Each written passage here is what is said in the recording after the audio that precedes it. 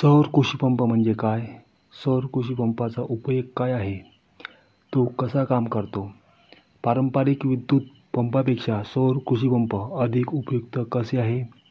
सौर कृषीपंपाचे फायदे तसेच कृषीपंप लावताना जागेची निवड कशी करावी? त्याबरोबरच नैसर्गिक आपत्तीमुळे सौर पॅनलचे नुकसान झाल्यास काय उपाययोजना करावी?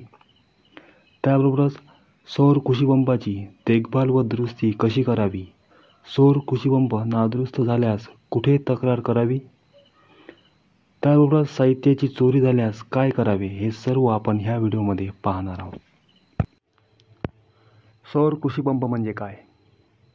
सौर कृषीपंप हा सूर्याच्या किरणापासून म्हणजे सौर ऊर्जेपासून चालणारा पंप आहे. सौर पंपामध्ये मुख्यतः सोलर पॅनल, वॉटर पंप संच, पंप नियंत्रण उपकरणे तसेच इतर आवश्यक साहित्याचा समावेश असतो. त्यानंतर सौर कृषीपंपाचा उपयोग काय आहे? तर सौर कृषीपंप हा शेततळे, विहीर, बोरवेल इत्यादी शाश्वत पाण्याचा स्रोत म्हणून पाण्याचा उपसा करण्याचे काम करतो. उपसा केलेले पाणी हे पाईपद्वारे शेतातील पिकांना देण्यास मदत होते. सौर कृषीपंप कसा काम करतो? तर सौर कृषीपंप हा सौर ऊर्जेवर म्हणजे सूर्याच्या किरणापासून काम करतो. जेव्हा सूर्यकिरणे सोलर पॅनल्सवर पडतील तेव्हा DC ऊर्जा निर्माण होऊन सौर कृषीपंप कार्यान्वित होतो व पाण्याचा उपसा केला जाऊ शकतो. कृषीपंप सौर ऊर्जेवर चालणारा असल्यामुळे शेतकऱ्यांना दिवसा सिंचनाकरिता योग्य आहे. म्हणजे दिवसा किंवा रात्री आपण दोन्ही ठिकाणी सिंचन करू शकतो. त्यानंतर पारंपरिक विद्युत पंपापेक्षा सौर कृषीपंप अधिक उपयुक्त कसे आहे? तर सौर कृषीपंप चालवण्यासाठी कोणत्याही इंधन किंवा पारंपरिक विजेची आवश्यकता नाही. एकदा स्थापित केल्यावर सौर कृषीपंप वीज किंवा इंधनाची आवृत्ती खर्च करत नाही. वीजही लागणार नाही आणि इंधन म्हणजेच डिझेल वगैरे लागणार नाही. त्यानंतर वीज कपात म्हणजे वीज कट झाली असेल, कमी दाबाचा वीज पुरवठा, व्होल्टेज कमी असेल किंवा सिंगल पेज समस्या किंवा मोटर जळल्यामुळे प्रभावित होत नाही. कुठलाच प्रभाव या ठिकाणी होत नाही. तसेच सौर कृषीपंप दुर्गम भागात स्थापित केले जाऊ शकतात.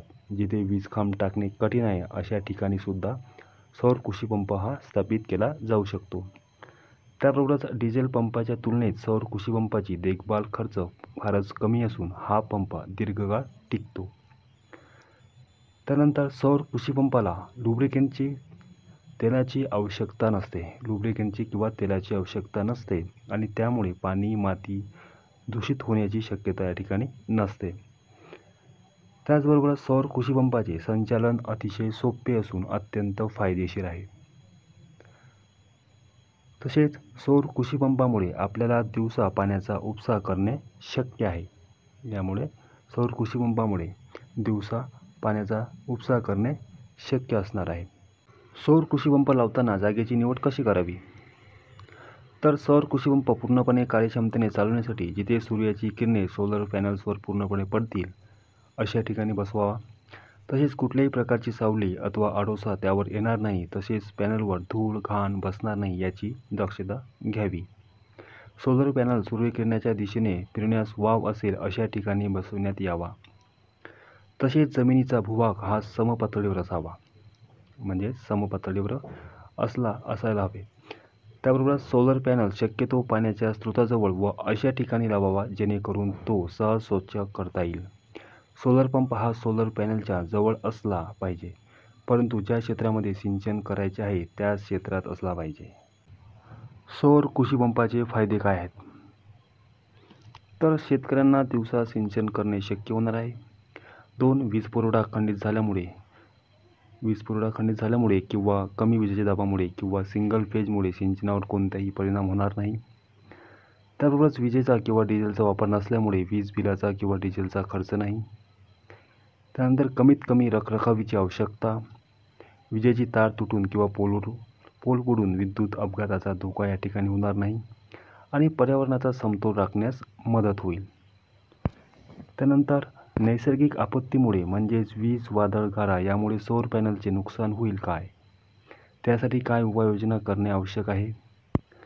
तर त्यासाठी सध्या बाजारात उपलब्ध असलेले सोलर पॅनल हे अत्याधुनिक तंत्रज्ञानाने बनवले असून किंचितच वीज, वादळ, गारा या नैसर्गिक आपत्तीमुळे त्याचे नुकसान होते. एखाद्याच दुर्मिळ वेळी वीज पडल्यामुळे सौर पॅनेलचे नुकसान होऊ शकते. हा धोका टाळण्यासाठी सौर पंपासोबत वीज संरक्षण यंत्र म्हणजेच लाइटिंग अरेस्टर बसविण्यात येणार आहे आणि ते बसवणे आवश्यक असणार आहे.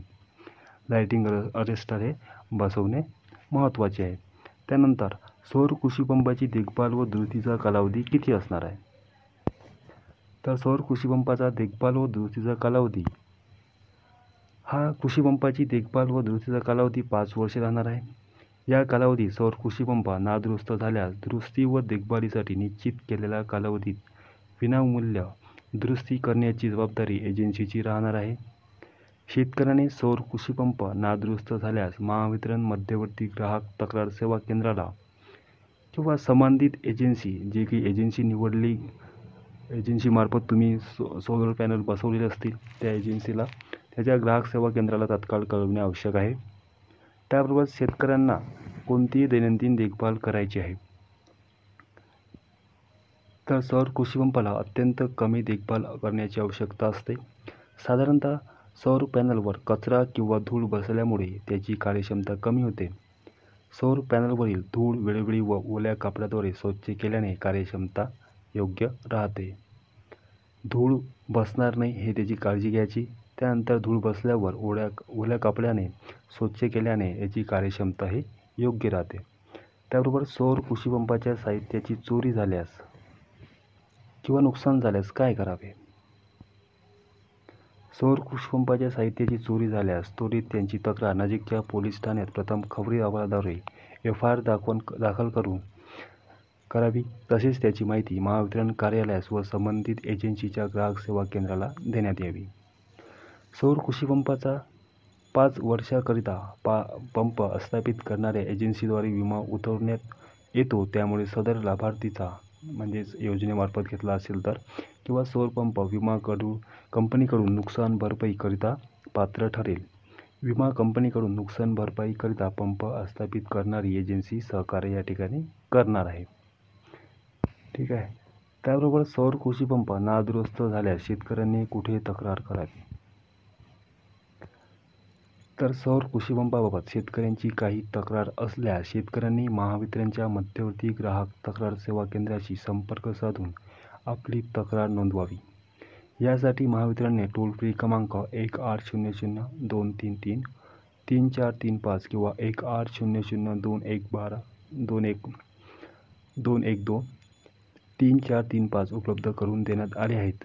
मध्यवर्ती ग्राहक तक्रार सेवा केंद्राकडे आपली आलेली तक्रार संबंधित एजन्सीकडे पाठवण्यात येईल.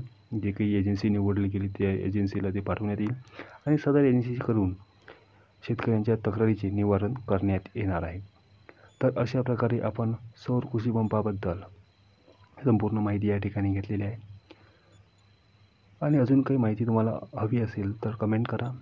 व्हिडिओ आवडला असेल तर लाईक करा आणि इतरांना सुद्धा शेअर करा. चॅनलवर नवीन असाल तर सबस्क्राईब करायला विसरू नका. धन्यवाद.